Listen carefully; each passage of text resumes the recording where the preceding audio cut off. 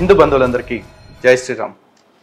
గతంలో తేజశ్రీ గారు రంజిత్ తోఫిర్ చేసిన అరాచకాల గురించి, అదేవిధంగా తన విషయంలో తన బిడ్డ విషయంలో చేసిన బెదిరింపుల గురించి, లేదా అతని యొక్క ఇతర పాపాల గురించి చాలా ధైర్యంగా బాహాటంగా మన ఛానల్లోకి వచ్చి అనేక వివరాలు చెప్పడం జరిగింది. అయితే ఈ వీడియో చూసిన తర్వాత పునాదులు కదిలిపోతున్నాయి క్రైస్తవ్యానికి అని భయపడిన పాస్టర్లు ఎవరైతే ఉన్నారో, మరీ ముఖ్యంగా వైజాగ్లో ఉండే మరుగుదొడ్డిగాడు ఎవరైతే ఉన్నాడో వాడొకడు, అదేవిధంగా చెగోడి అని ఒకడు ఉంటాడు పనికిమాలినోడు వాడొకడు, ఇక ఈ లోఫర్ గాడి బ్యాచ్ ఇంకెవరైతే ఉంటారో వాళ్ళు అందరూ కూడా ఒకటే పాట పాడారు. లలిత్ కుమారు ఆవిడికి డబ్బులు ఇచ్చేదో చెప్పించాడు, డబ్బులు ఇచ్చేదో మాట్లాడిచ్చేసాడు, లేకపోతే ఆవిడతోటి అబద్ధ సాక్ష్యాలు చెప్పించాడు అంటూ పిచ్చి కూతలు కూశారు. ఆ పిచ్చి కూతలు కూసిన కుక్కలన్నిటికీ కూడా ఇవాళ సమాధానం చెప్పడానికి తేజశ్రీ గారే మళ్ళీ ముందుకు రావటం జరిగింది. అయితే ఈ ఇంటర్వ్యూ స్టార్ట్ చేసే ముందు మరొక క్లారిటీ కూడా ఇవ్వాల్సి ఉందన్నమాట. అదేంటి అంటే ఈవిడ ఫేస్ ఎందుకు చూపించట్లేదు గత వీడియోలో కానీ ఈ వీడియోలో కానీ అనే దాని గురించి. నిజానికి వీళ్ళు కడుపుకి పొద్దున పూట కాకపోతే ఏదో ఒక పూటైనా సరే రోజులో అన్నం తింటున్న మనుషులు అయితే కనుక అలా మాట్లాడుండేవాళ్ళు కాదు. ఎందుకంటే రంజిత్ తోఫిర్ డైరెక్ట్గా వీడియోలో చెప్పాడు, నన్ను తండ్రి అని పిలిచే వాళ్ళు ఎంతమంది ఉన్నారు, నన్ను ఫాలో అయ్యేవాళ్ళు 5 లక్షల మంది ఉన్నారు, వాళ్ళు ఏమైనా చేస్తారు అని చెప్పేసి అంత బాహాటంగా బెదిరింపులు చేస్తున్న వాడికి ఎదురుగా వచ్చి నిలబడ్డ ఒక మహిళ యొక్క ఐడెంటిటీని వీళ్ళు బయట పెట్టించాలి అని చూస్తున్నారంటే వీళ్ళెంత దిగజారుడు బ్యాచ్. అంటే ఆవిడ ఐడెంటిటీని బయట పెట్టించి ఆవిడికి ఆవిడ కుటుంబానికి ఎలా సెక్యూరిటీ లేకుండా చేయాలని చూస్తున్నారు అనేది మీరే ఆలోచించండి. అంత నీచులు వీళ్ళందరూ పాస్టర్ల బ్యాచ్ ఎవరైతే ఇప్పుడు బయటకు వచ్చి ఈ విషయంలో మాట్లాడారు. వాళ్ళు ఎందుకు ఈ మాట అనాల్సి వస్తుందంటే, ఒక ఆడపిల్లకి అన్యాయం జరిగింది, ఒక అభాగ్యురాలు ఇబ్బంది పడుతుంది అంటే మాట సాయం చేయాలి, లేకపోతే మనుషులుగా సాయం చేయాలి. అవేవి చూడకుండా వాళ్ళ మతాన్ని కాపాడుకోవటం కోసం బాధితురాలని కూడా నిందితురాలుగా చూపిస్తూ బాధితురాలని అవినీతి పరురాల్లాగా ముద్రయ్యాలని ప్రయత్నం చేస్తున్నారు అంటే ఇక మనం ఏమనాలో మీరు ఆలోచించండి. ఇక ఇదంతా ఒక రకమైన దౌర్భాగ్యం అయితే దీనన్నిటికంటే కూడా అరాచకమైన దౌర్భాగ్యం, పరమ నీచము నికృష్టము, ఆ మతస్థులు మాత్రమే చేయగల నీచమైన పని ఏంటి అంటే రంజిత్ తోఫిర్ మాట్లాడిన మాటలు. 65 ఏళ్ళు ముడ్డి కిందకు వచ్చిన రంజిత్ తోఫిర్ ఏమంటున్నాడు, ఆమె ఉన్న యవ్వనవత, ఆమె ఏమన్నా చిన్న పిల్ల అనుకుంటుందా, అమ్మమ్మ అయితేను అంట. అంటే ఏంట్రా, నీకు ఏ వయసు వాళ్ళు కావాలి? పిడోఫిల్ ఏమన్నా జబ్బు ఉందా నీకు పసిపిల్లలతో చేయటానికి? నీ బతుక్కి పసిపిల్లలు యవన బతులు కావాలా? నేరం చేసావు, ఆ నేరం కవర్ చేసుకోవటానికి నీ వాళ్ళందరితో మాట్లాడిస్తున్నావు, చేయి. కానీ ఆ నేరంలో కూడా క్లాసిఫికేషన్స్ చేసేసి నాకు ముసలోళ్ళు కాదు యంగ్ పిల్లలు కావాలని మాట్లాడుతున్నావు అంటే నువ్వు ఎంత నీచంగా మాట్లాడుతున్నావో, నిన్ను సమర్థించే వాళ్ళు ఇంకా నిన్ను ఎందుకు వెనకేసుకొస్తున్నారో ఇప్పటికైనా క్రైస్తవ సమాజం, హిందూ సమాజం కూడా ఆలోచించాలి. అలాంటి వాళ్ళందరికీ గడ్డి పెట్టడానికి ఇవాళ మళ్ళీ తాజాగా ఆధారాలన్నింటినీ చూపెట్టడానికి మరొకసారి తేజశ్రీ గారు మన దగ్గరికి వచ్చారు. ఆవిడకి మరొకసారి అభినందనలు తెలియజేసుకుంటూ స్వాగతం చెప్తున్నాను. నమస్కారం అమ్మా. జై శ్రీరామ్. జై శ్రీరామ్. జై భారత్ మాత. సో ఏంటి అసలు ఆ రోజున నేనేదో మీకు డబ్బులు ఇచ్చి చెప్పించాను అంటున్నారు. నిజంగా నేను మీకు ఎంత ఇచ్చాను ఒకసారి మీరే చెప్పండి. మరి నాకైతే గుర్తులేదు, ఎందుకంటే రంజిత్ తోఫిర్ దగ్గర ఉన్నంత డబ్బులు నా దగ్గర లేవు డబ్బులు ఇచ్చి కొనడానికి లేకపోతే వ్యవస్థలను మేనేజ్ చేయడానికి. అయినా కూడా నేను మీకు డబ్బులు ఇచ్చానని అంటున్నారు కాబట్టి మరి నేను ఎంత ఇచ్చాను, మీరు ఎంత తీసుకున్నారు, మీరు ఎంత ఇబ్బందుల్లో ఉన్నారు మీరే చెప్పండి ఒకసారి.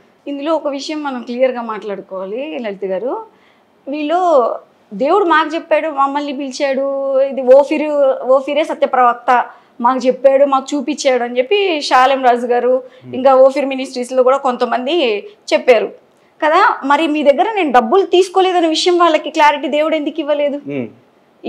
ఇది కూడా క్లియర్గా చూడాలిగా వాళ్ళు. అంటే వీళ్ళు చెప్పింది అబద్ధమేగా.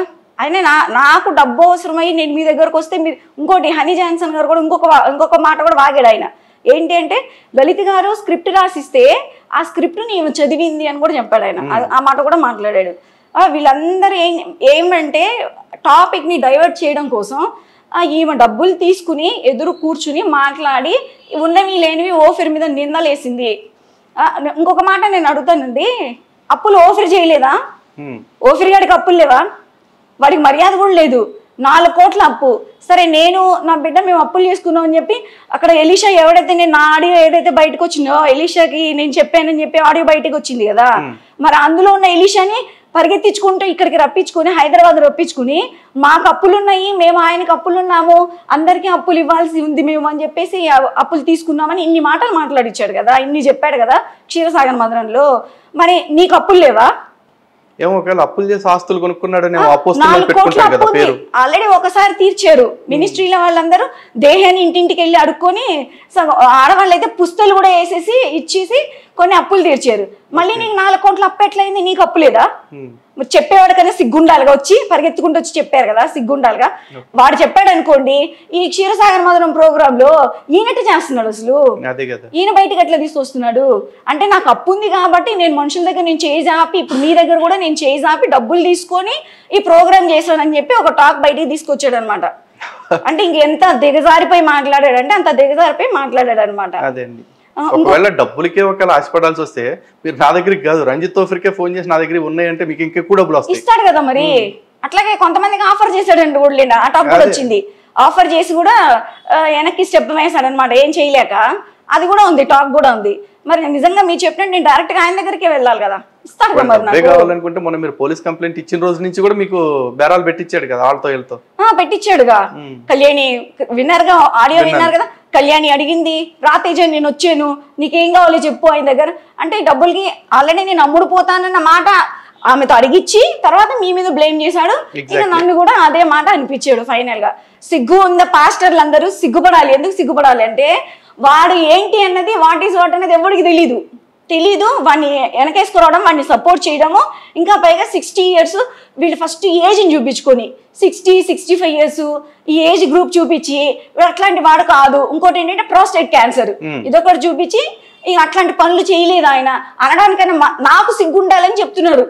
అంటే ఇంక వాళ్ళు ఏ పరిస్థితిలో ఉన్నారో చూడండి. అంటే విషయాన్ని అర్థం చేసుకునేది అసలు ఆమె ఏం చెప్పింది, ఎందుకు చెప్పింది, ఓఫిర్ ఏంటి అన్నది వాళ్ళు ఆలోచన చేయలే. అసలు ఏది కూడాను వాడి గురించి ఇన్ఫర్మేషన్ ఏం గ్యాదర్ చేయలే. ఏం చేయకుండానే డైరెక్ట్ గా నన్ను ఏం చేశారంటే బ్లేమ్ చేశారు. నన్ను చేస్తే నాతో పాటు మిమ్మల్ని బ్లేమ్ చేశారు. వీళ్ళందరూ భయం ఒకటేనండి, ఓఫిర్ని కాపాడటం కూడా వాళ్ళ టార్గెట్ కాదు. ఓఫిర్ లాంటి వాళ్ళు వీళ్ళందరూ కూడా చెప్పాలంటే ఓఫిర్ది బయటకు వచ్చింది, వీళ్ళే ఇంకా బయటకు రాలేదు, అంతే తేడా. ఇన్ఫాక్ట్ ఈ హనీ జాన్సన్ ఇప్పుడు ఎవడైతే మాట్లాడుతున్నాడో ఆ మరుగుదొడ్డి గాడి గురించి కూడా గతంలో అజయ్ కుమార్ అని ఒక పాస్టర్ ఒక ఆడియో రిలీజ్ అయింది. ఆడియోలో ఏం చెప్తున్నాయంటే, హనీ జాన్సన్ గర్ల్ ఫ్రెండ్ ఎవరైతే ఉన్నారో ఆమె విషయంలో విజయ్ కుమార్ ఏదో మిస్బిహేవ్ చేశాడని చెప్పేసి కూడా వచ్చినాయి. అసలు వీడేంటి వైఫ్ ఉంచుకుని గర్ల్ ఫ్రెండ్ ఏంటి మళ్ళీ కొత్తగా, ఆ గర్ల్ ఫ్రెండ్ తో వాడేవాడు మిస్బిహేవ్ చేయటం ఏంటి అంటే, ఎవడ లొసుగులు ఆడుకున్నాయి. అంతెందుకు ఈ విజయ్ కుమార్ గురించే ఏదో చర్చిలో వ్యభిచారం చేశాడు అని చెప్పేసి ఒక పాస్టర్ ఆరోపణ చేశాడు. వీళ్ళందరూ శుద్ధపోసలేం కాదు. రేపు ఎప్పుడైనా వీళ్ళ ముడ్డి కింద కూడా నీళ్లు వస్తాయి అన్న ఒక భయంతో వీళ్ళు ఇప్పటి నుంచి భుజాలు తడుక్కోవటం మొదలుపెట్టి ఒకళ్ళనొకళ్ళు కాపాడుకుందాం, ఇట్లాంటి ఆరోపణ ఎవరి మీదకి వచ్చినా అని బహుశా బయటకు వచ్చినట్లున్నారు. అంతకు మించి వేరే రీజన్ ఏం లేదండి. వీళ్ళకి ఓఫిర్ గురించి ఏమీ తెలీదు నిజంగానే. తెలుసుకోకుండానే ఈ వాగుళ్ళని వాగుతున్నారు, మీడియాలోకి వచ్చి ఇష్టం వచ్చినట్టు మాట్లాడుతున్నారు కదా. ఇంతకీ మొన్న వీడియో తర్వాత మీరు ఓఫిర్ మీద కంప్లైంట్ ఇచ్చామన్నారు. ఆ కంప్లైంట్ విషయంలో కూడా ఓఫిర్ గారు ఏదో చెప్తున్నారు, వీడియో కంప్లైంట్ ఇచ్చాను. ఇది నేను ఫస్ట్ మేము KPHB పోలీస్ స్టేషన్ కి వెళ్ళాము.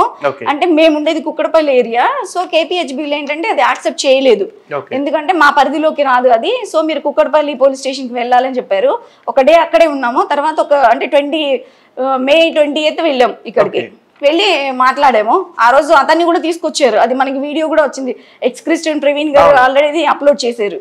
అయితే ఇది ఆ రోజు అక్కడ తీసుకోలేదు. మళ్ళీ 2 days తర్వాత 22nd మేము కుక్కడపల్లి పోలీస్ స్టేషన్కి వెళ్ళాము. వెళ్ళి రిటర్న్ కంప్లైంట్ ఇచ్చాము. ఇచ్చిన తర్వాత నాకు సపోర్ట్గా దళిత శక్తి ఫౌండేషన్ వాళ్ళు, ఇది ఢిల్లీ వాళ్ళు, వీళ్ళు నాకు సపోర్ట్ చేశారు. వీళ్ళు కూడా కంపల్సరీ వచ్చారు, మాట్లాడారు, వాళ్ళు కూడా వచ్చారు. అండ్ నెక్స్ట్ మేము మాట్లాడిన అదే సేమ్ డే నైట్ ఏమైందంటే FIR ఫైల్ అయిపోయింది. FIR ఫైల్ అయింది. రంజిత్ తోఫిర్ అసలు నా మీద ఏమీ అవ్వలేదు, నన్ను పోలీసులు పిలిచి నా తప్పు లేదని వదిలేశారని చెప్పి అన్నాడు. అది KPHBలో జరిగింది. KPHBలో ఏం చేశాడంటే, నేను బాధితురాలను అయితే నన్ను ఏం చేశాడంటే పక్కన పెట్టేసి మొత్తం ఇదంతా మా డాటర్ గురించి తీసుకొచ్చి, కళ్యాణి ఒకటి ఉంటుంది కదా, వాడు చెంచా ఒకతుంది కళ్యాణి అని, అదొక సిగ్గులేంది. ఆ సిగ్గులేంది ఏం చేసిందంటే, వీళ్ళ అల్లుడికి ఈమెకి వీళ్ళ కూతురికి ఈ విషయంలో వీళ్ళకి గొడవలు ఉంటే ఆ గొడవలన్నింటినీ అయ్యగారి మీద పెట్టేసి గురువు గారిని మధ్యలో ఇన్వాల్వ్ చేశారు. అంతే తప్ప ఏం లేదని చెప్పేసి ఒకటి మసిబూసి మారేడుగా చేద్దామని చెప్పేసి అక్కడ క్రియేట్ చేశారు. కానీ అక్కడ కేసు తీసుకోలేదు వాళ్ళు KPHBలో. సో మేము కుక్కడపల్లికి వచ్చాము. కుక్కడపల్లిలో కేసు ఫైల్ అయింది, FIR కూడా ఫైల్ అయింది. ఆల్రెడీ FIR విషయంలోనే ఆ ప్రమోద్ అన్న వాడిని ఎవరైతే మమ్మల్ని చంపుతా నేను బెదిరించాడో, ఓఫీర్ తొత్తు కదా, ఓఫీర్ చెప్తేనే కదా, బాహాటంగా చెప్పాడు కదా ఓఫీరు, ఎవరైనా నా గురించి నన్ను తిడితే మీ దగ్గర వాళ్ళు చంపండి, నరకండి, ఏమైనా చేసేయండి అని బాహాటంగా ఇచ్చేసాడు. వాడు స్టేట్మెంట్ ఇచ్చాడు. ఆ డైరెక్ట్ స్టేట్మెంట్ పట్టుకొని మమ్మల్ని చంపడానికి వచ్చేసాడు మా అల్లుడు. అయితే మేము అది కూడా కంప్లైంట్ ఇచ్చాము అక్కడ. ఆ రోజు అతన్ని పిలిచారు. మేము కంప్లైంట్ ఇచ్చిన ఒక 1 వీక్ 10 డేస్లో అతన్ని పిలిచారు. అప్పటి వరకు వాడికి మరి ఎఫ్ఐఆర్ ఫైల్ అయింది లేదు మనకైతే తెలియదు.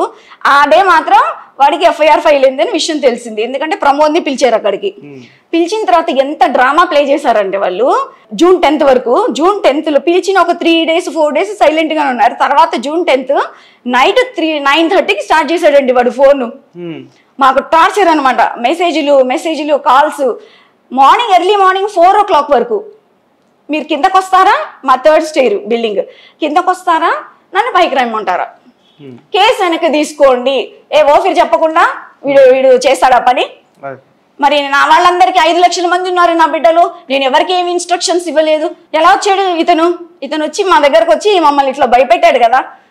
ఇంకా పైగా ఏంటంటే మేము రాకపోతే పైకి వచ్చి అంటే మమ్మల్ని చంపేస్తారా? ఇలా జరిగింది అనే సిచ్యువేషన్ మేము బయటికి తీసుకొచ్చి ఎఫ్ఐఆర్ ఫైల్ చేస్తే, మరి నువ్వు అంత మంచోడు అయితే చూపించుకోవచ్చు కదా, అన్ని చూపించుకోవచ్చు కదా, ఎవిడెన్సెస్ అన్ని. మమ్మల్ని చంపడం ఏంటి నువ్వు?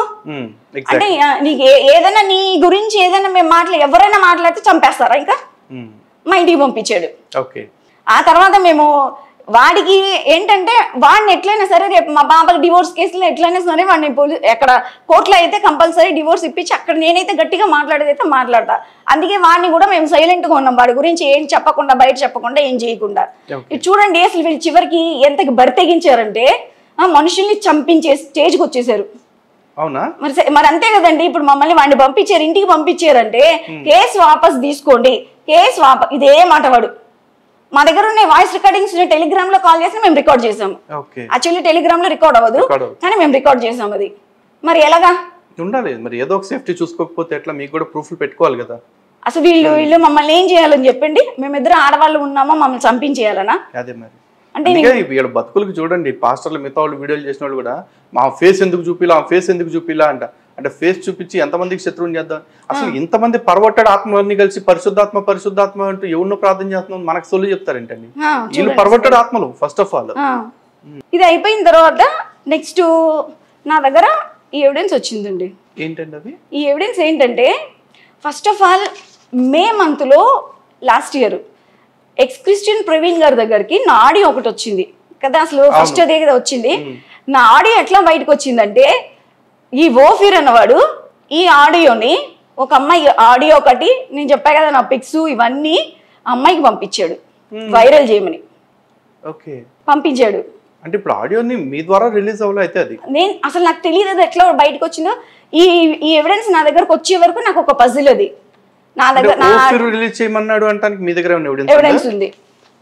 ఇది డేట్ అండి 12th మంత్ అంటే డిసెంబర్ మంత్లో 2020 19th డేట్లో ఈ అమ్మాయి పూర్ణిమ గ్రేస్ అన్న అమ్మాయికి వీడు ఆడియో పంపించాడు.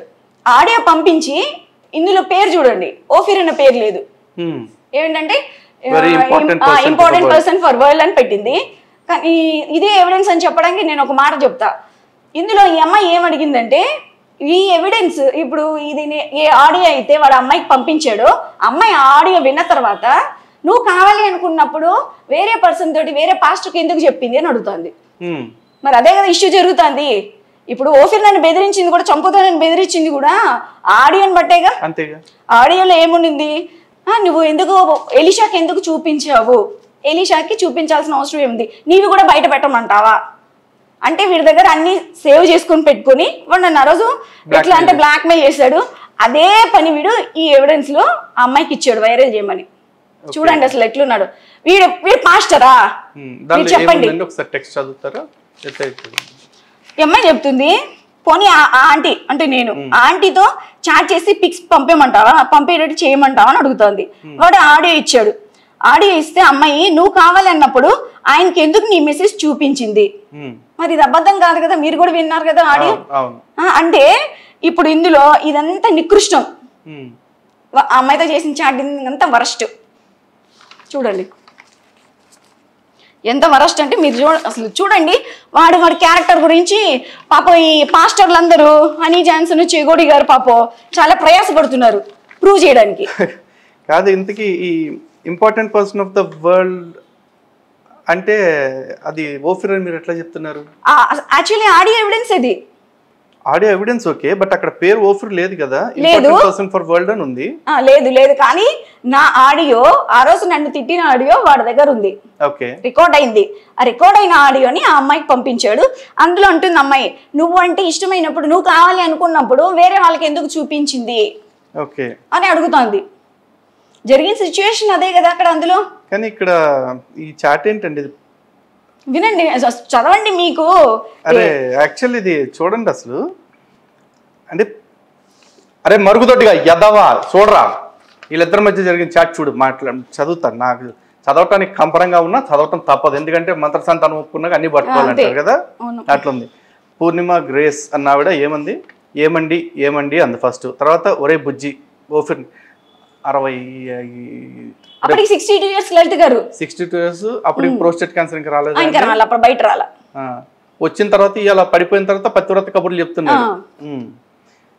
Media omitted. దాని తర్వాత వాడు హా అంటే లవ్ యూ, నాకు నువ్వు కావాలి, నేను నిన్ను లవ్ చేస్తున్నా, హలో, ఇక్కడ వరకు బాగానే ఉంది.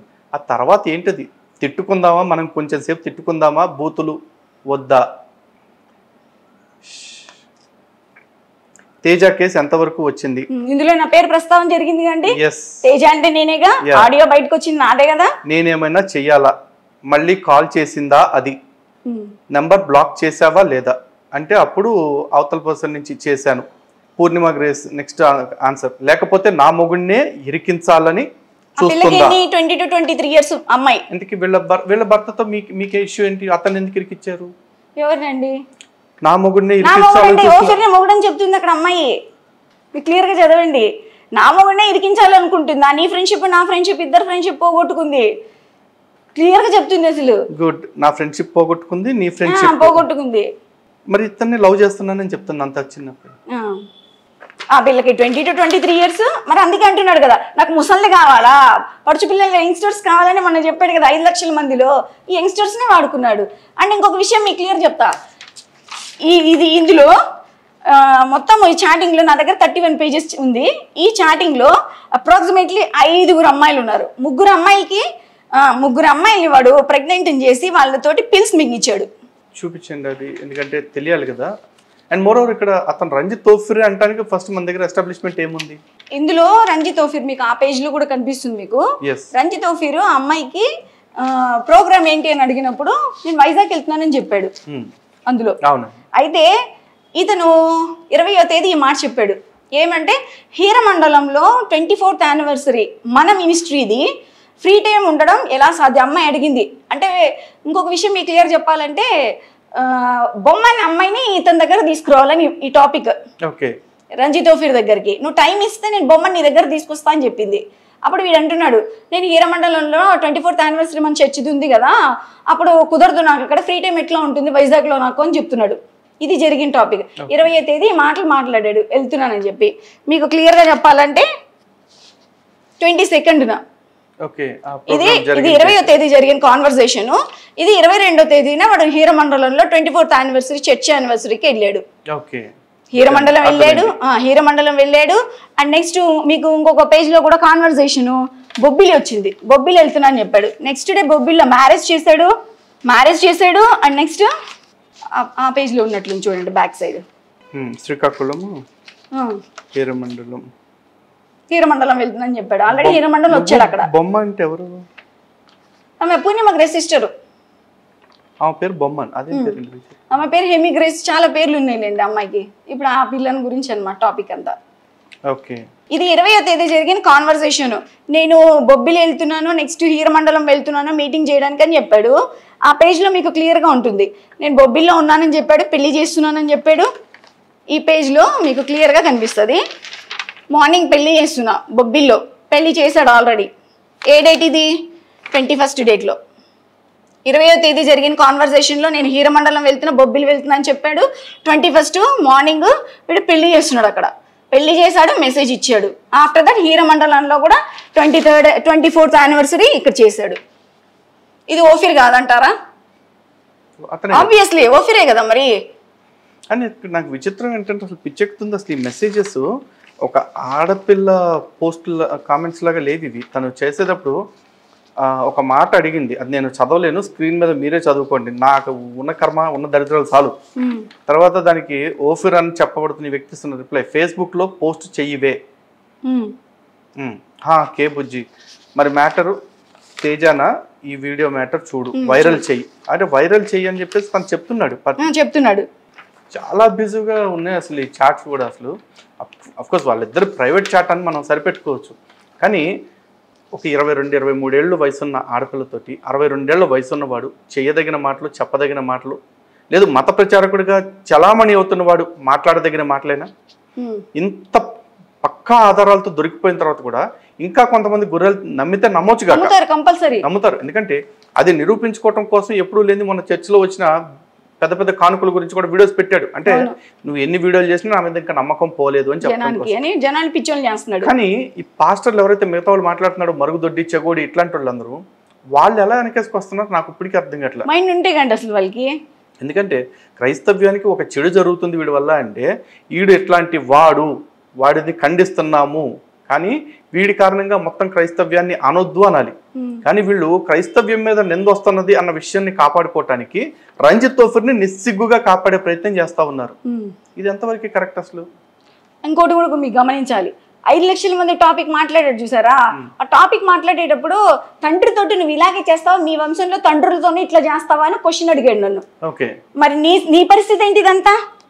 నువ్వు ఎట్లా చేస్తున్నావు మరి ఇంతమంది అమ్మాయిలతోటి? ఒకే చాటింగ్ లో 5 ఉన్నారు, ఇక్కడ 5-6 ఉన్నారు. 5 లక్షల మంది నన్ను తండ్రి అంటారు అన్నాడు. మరి తండ్రి అనే వాళ్ళతో ఇట్లా చాటింగ్ చేస్తాడా? మరి చేస్తారా? ఇట్లా పడుకుంటారా? చేస్తారండి. ఓఫర్ అనుకుంటున్నాడు, లోత్ అనుకుంటున్నాడు, నాది తెలియట్లేదు. నన్నైతే బ్రెయిన్ చేశాడు కదా, తండ్రితో ఇట్లా చేస్తారు, మీ వంశంలో ఇట్లానేనా నన్ను అన్నాడు. మరి నువ్వేం చేసావు? నువ్వు కరెక్టా? ఒకసారి ఆ చాట్స్ ఒకసారి ఇవ్వండి, దీనిలో మెయిన్ గ్లింప్సెస్ అన్ని కూడా ఒకసారి స్క్రీన్ మీద ప్లే చేస్తున్నారు. పాజ్ చేసుకుని తరించుకోండి చదువుకుంటారు. ఓకేనా?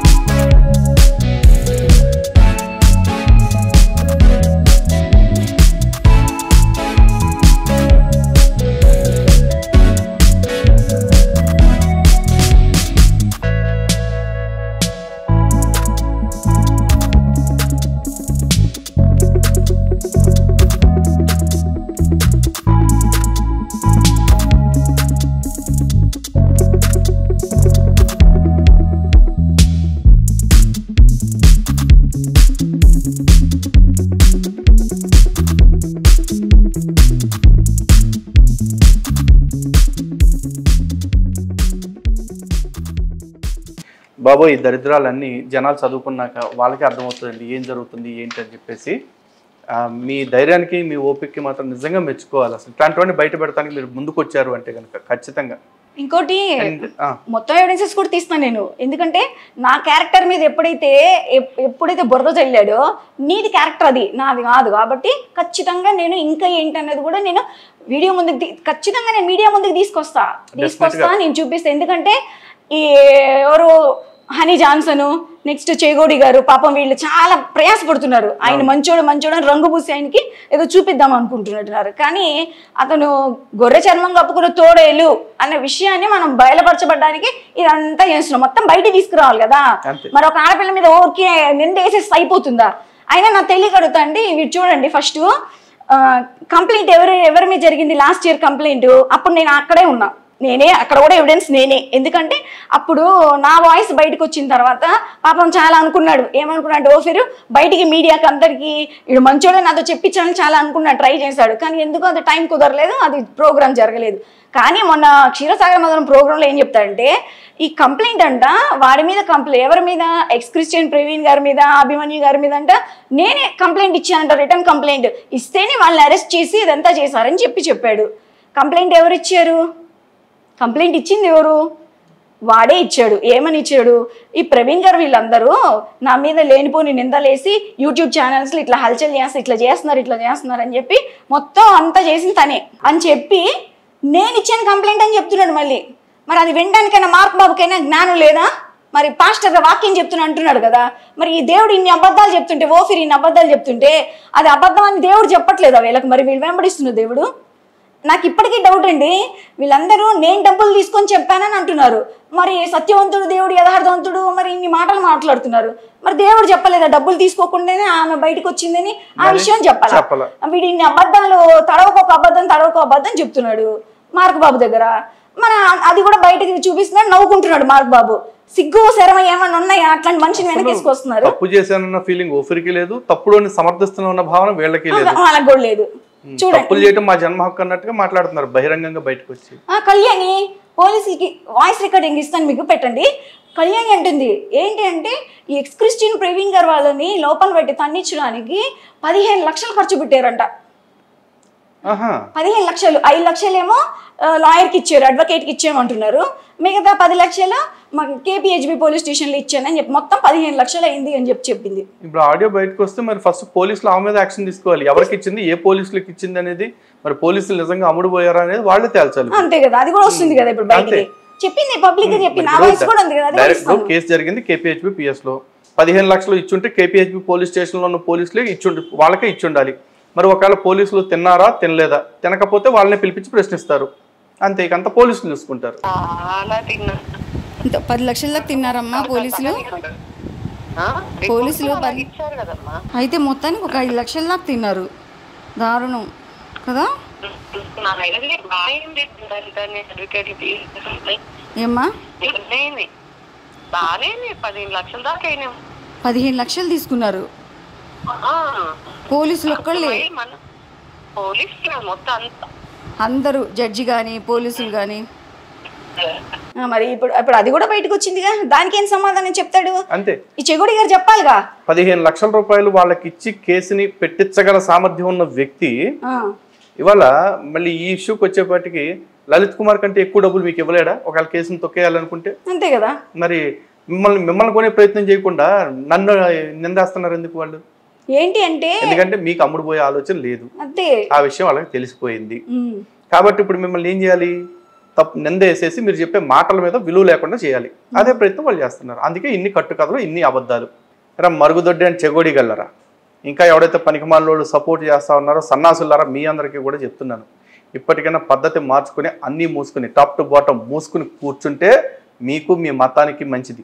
కాదు కూడదు కెలుక్కుంటాము, నా ఇంకా బయటికి ఏలు పెట్టి పెద్దది చేస్తాము అనుకుంటారు అనుకోండి, చిరిగి చాటంత ఉన్న చాపంత అయిపోద్ది ఒక్కొక్కడికి. మూసుకు కూర్చోండి ఇక్కడి నుంచి అయినా సరే. అయితే సార్ ఇప్పుడు ఇది వీడు ఎప్పుడైతే ఓఫిర్ ఏం చేశాడంటే క్షీరసాగర్ మదనంలో ప్రోగ్రాంలో 5 లక్షల మంది గురించి దాని గురించి మాట్లాడేటప్పుడు నా క్యారెక్టర్ని బ్లేమ్ చేస్తూ ఒకటి చాటింగ్ ఒకటి బయటికి పెట్టాడు అనమాట.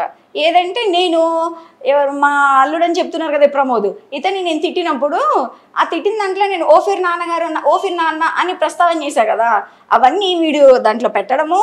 ఇంకా ఎట్లా అంటే యుఎస్ నుంచి కాల్స్, సౌదీ అరేబియా నుంచి కాల్స్. ఏం పని వీళ్ళకి? చూశారు అందులో, చూశారు, అన్నీ చేశారు. నాతో ఏం మాట్లాడతారు? ఏం మాట్లాడాలి అంటే నేను వాడు చెప్పిన మాటలన్నిటికీ నేను అవునా కాదని తెలుసుకోవడానికి కాల్ చేస్తున్నారా? లేకపోతే వాళ్ళ హెరాస్మెంట్ నాకు ఎక్కువైపోయిందండి. అక్కడి నుంచి కాల్ చేయడము. ఈరోజు మార్నింగ్ కూడా వేరే ఎక్కడి నుంచి కాల్ వచ్చింది, కాల్ చేస్తున్నారు, టార్చర్ పెడుతున్నారు మమ్మల్ని. ఆ మెసేజెస్ అన్ని, మీ మెసేజెస్ నా మెసేజెస్ అన్ని పెడుతున్నారు, యూట్యూబ్లో అప్లోడ్ అయినవి పెడుతున్నారు. మమ్మల్ని ఆ విధంగా మమ్మల్ని ప్రెషర్ చేస్తున్నారు. మరి ఎవరికి నేను ఏం చెప్పలేదు, అందరినీ కంట్రోల్లో ఉండమని నేను చెప్పానప్పుడు ఈ విధవులందరూ ఎక్కడి నుంచి వచ్చారండి? కంట్రోల్లో ఇంకేమన్నానండి, ఆయన కంట్రోల్ చేసే కెపాసిటీ కాదు కదా. ఫస్ట్ ఆఫ్ ఆల్ ఆయనకి 5 లక్షల ఫాలోవర్స్ ఉంటే ఆయన యూట్యూబ్లో వీడియో పెడితే ముందు 5,000 వ్యూస్ వస్తాయిగా. రావు, నిజమే రావు, చూసేవాళ్ళు లేరు. ఆయన సందేశం వినేవాళ్ళు 5 లక్షల మంది లేరు. ఇంకోటి ఏంటంటే మా పాప ఎగ్జామ్కి వెళ్తున్నప్పుడు కూడా వేరే ఒక రెడ్ కార్ ఒకటి కేపీహెచ్బి నుంచి నెక్స్ట్ ఎగ్జామినేషన్ హాల్ వరకు, ఫోరం హాల్ వరకు మా పాపని ఫాలో అవుతూ వచ్చింది.